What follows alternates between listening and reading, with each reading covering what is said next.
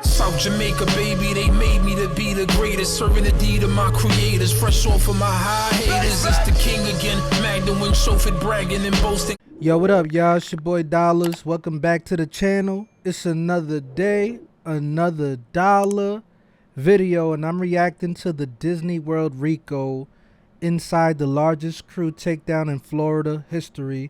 The newest video from Trap Geek. So this is gonna be a long one. Let's just hop in this joint. Let's check it out. I don't want to keep y'all waiting. All right. When you come to Orlando, you think about Disney. Even though we ain't never been to Disney and shit ain't sweet, but people think about Disney when they talk about Florida. When they from Orlando and never been to Disney World, we think of Orlando Magic. Why everybody get that concept of Disney and all that? I don't know. I guess that's just how they see it from the outside. Well, the FBI typically doesn't telegraph our moves. What I can tell you is that these two gangs, the 438 gang and the Army gang, have got our attention now.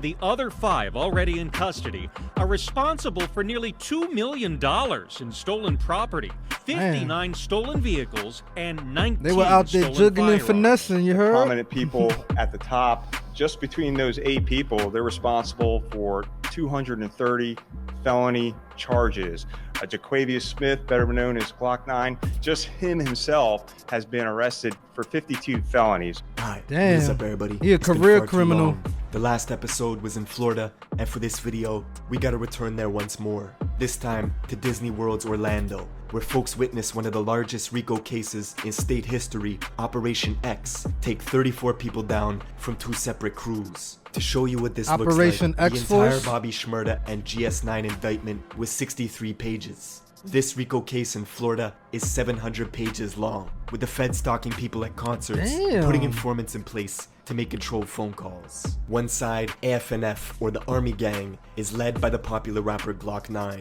The face of the other side, 438, is well-known rapper Hot Boy.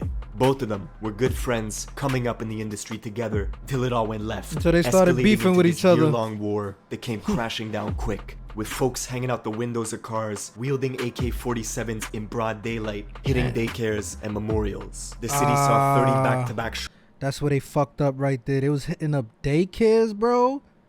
Once you start getting innocent people involved, especially little kids, bro, your days are numbered, man. shootings in 6 months. You know and that. It forced Orlando to bring in the FBI, or Metropolitan Bureau of Investigations. Basically, Florida's version of the FBI, who built this whole case using wiretaps, Instagram, and evidence they found on people's phones. Sometimes thousands of photos and videos that map out drug routes from Orlando to California, with folks taking trips back and forth, smuggling hundreds of thousands of dollars in suitcases, flying girls out separate to bring the product home, where they launder the profits through cars, guns, and show dogs. Glock 9 Show who signed a dogs. $2 million deal with Young Money and Birdman when he was only 18, now faces 52 charges, including frauding the government out of $10,000 through a series of PPP loan scams that got intercepted when I he told tried y'all showing about it those off to his PPP friends on loans, man. Instagram. They ain't worth And when it, the bro. news dropped of a pending RICO Listen, man, I know y'all don't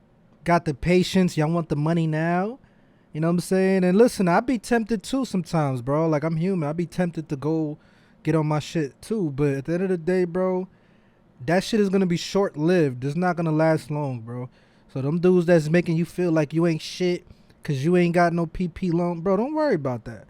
Their time is coming, bro. That shit does not last, bro. It does not last. It's not worth it. They're going to be doing 10 years in jail and you got your freedom still, and you can still make that money that they made in that one day.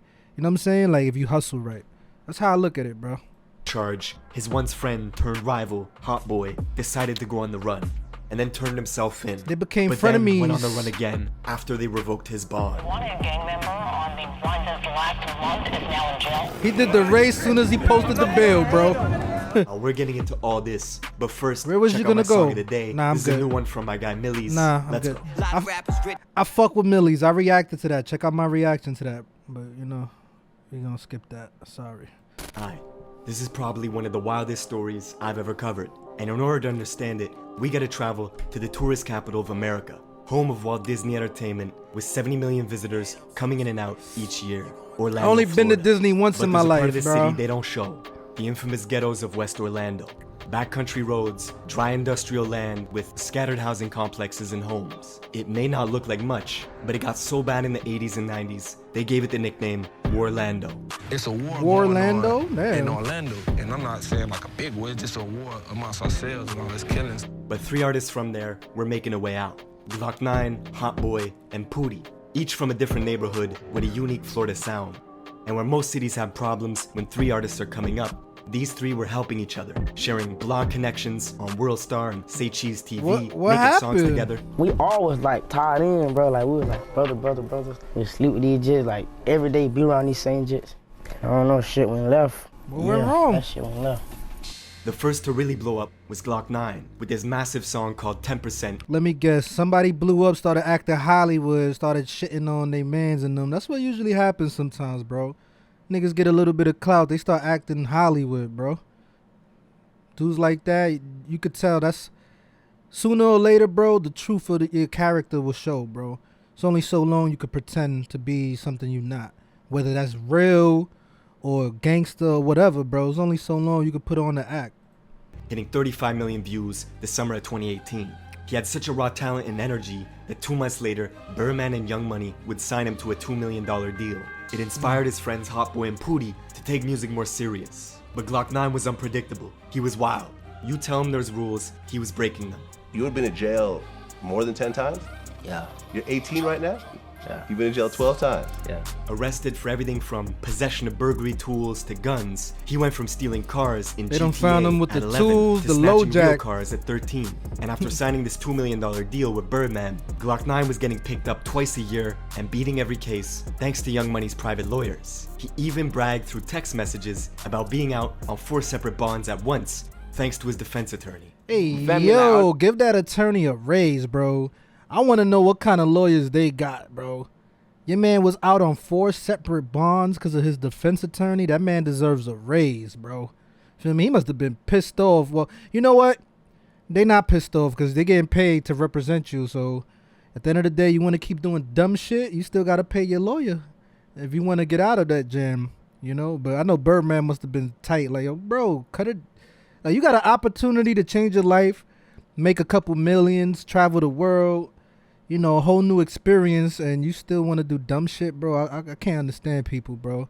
That shit get me tight. All they know, I get in trouble. You know how many people wish they could have that opportunity, die for that opportunity, and y'all get it and y'all waste it. 2018, the year he blew up, his friend Hot Boy was serving 2 extra years in a Florida detention center for wrecking the place. But one day they gave him a 24-hour pass to go home, and he went straight to the studio to record music with Glock 9 and Pootie, creating this song Hooligan, which would have been a massive record, except they would never release it. Why Glock 9 was not? burning bridges left and right. He had a falling out with Say Cheese TV, one of the largest bloggers and platforms to exist, who was promoting him.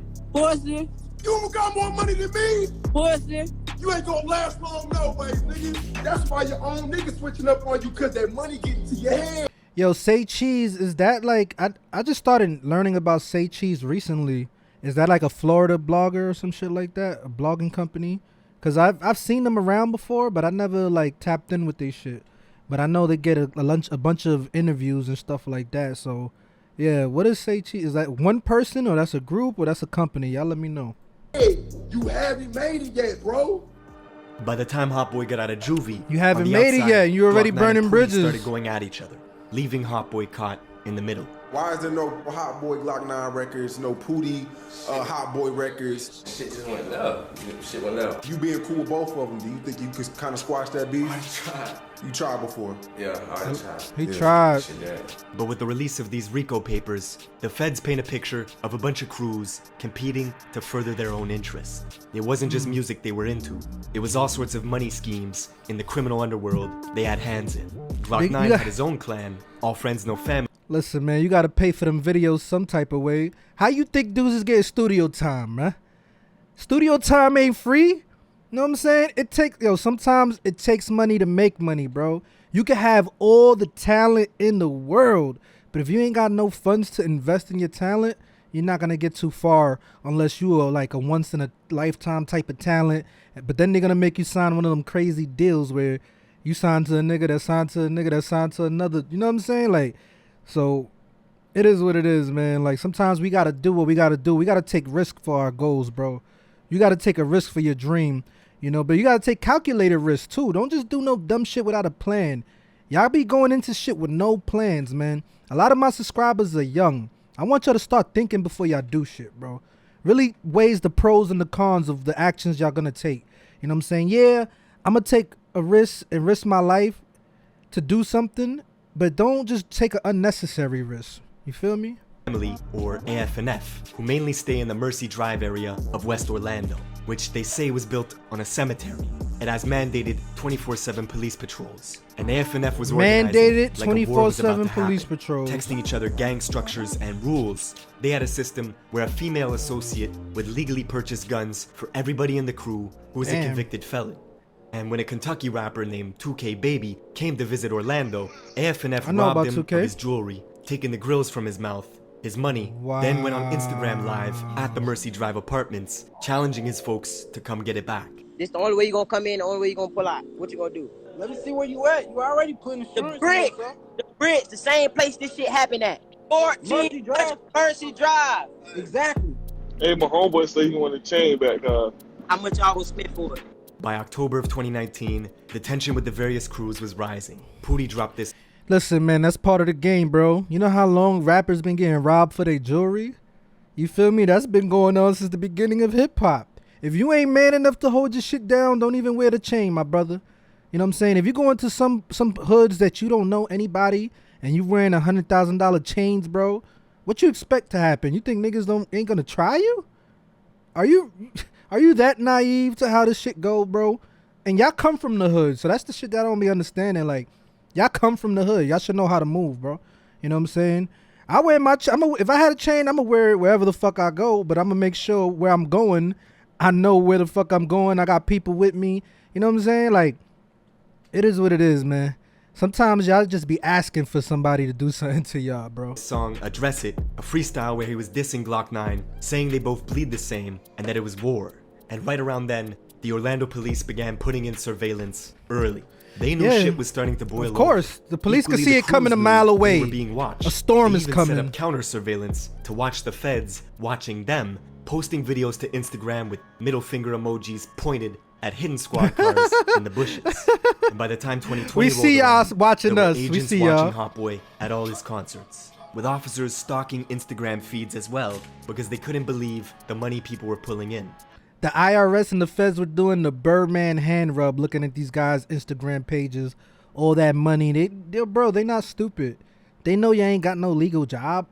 You feel me? And then y'all showing an insane amount of bread, bro. Like, it's crazy.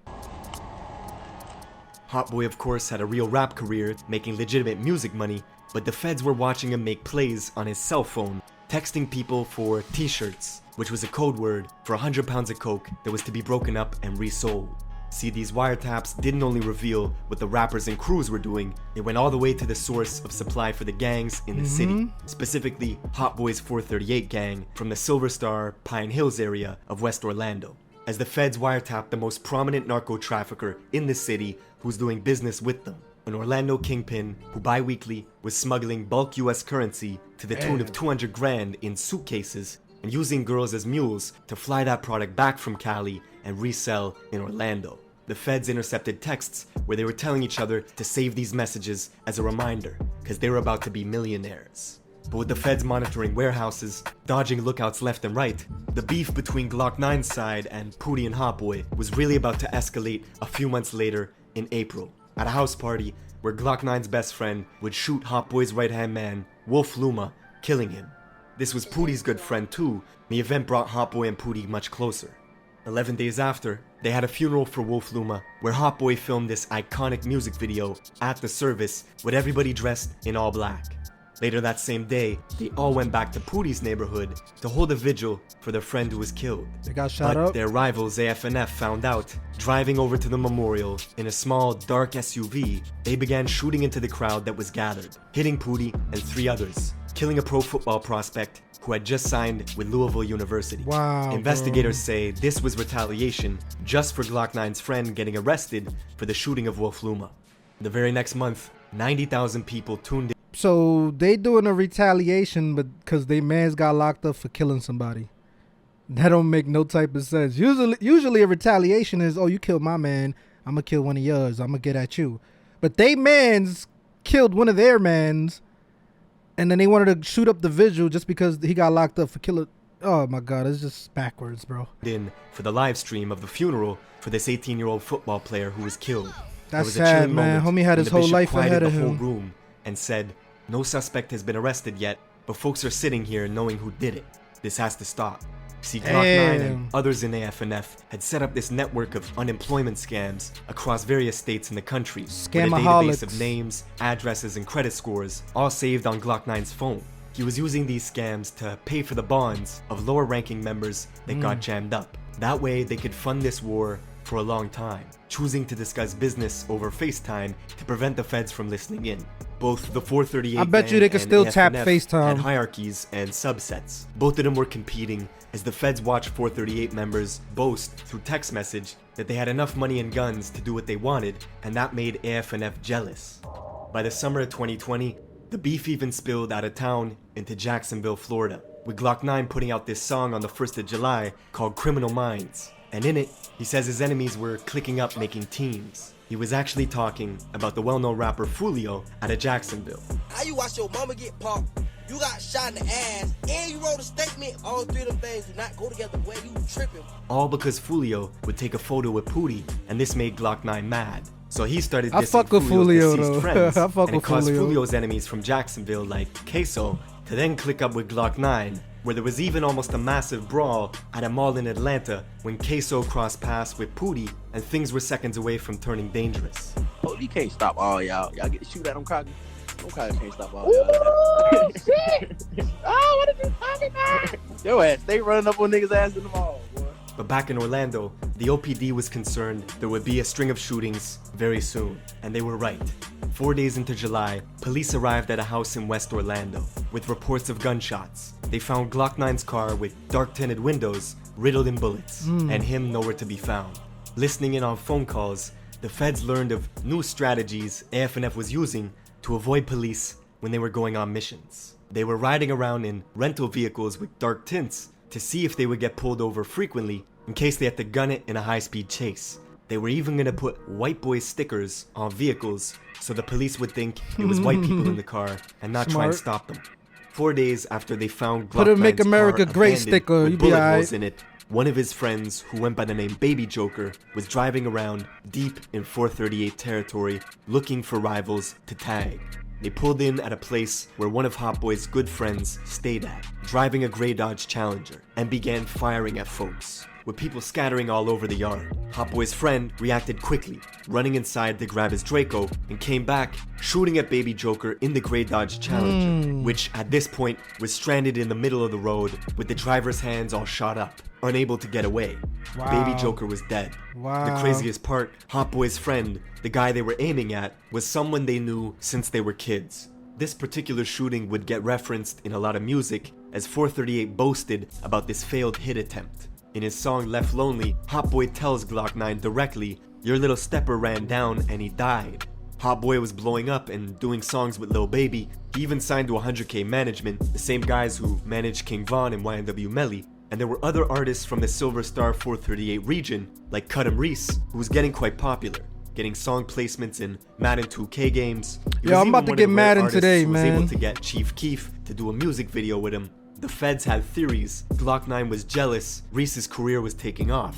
One day, Glock 9 blasted over to Reese's house with rifles and pistols in the car, leaving it riddled with bullets. Wow. Witnesses told detectives Glock 9 was trying to eliminate the competition. And the very next day, Reese would retaliate back, going with 5 other 438 members to Glock's aunt's house, where he was sleeping at.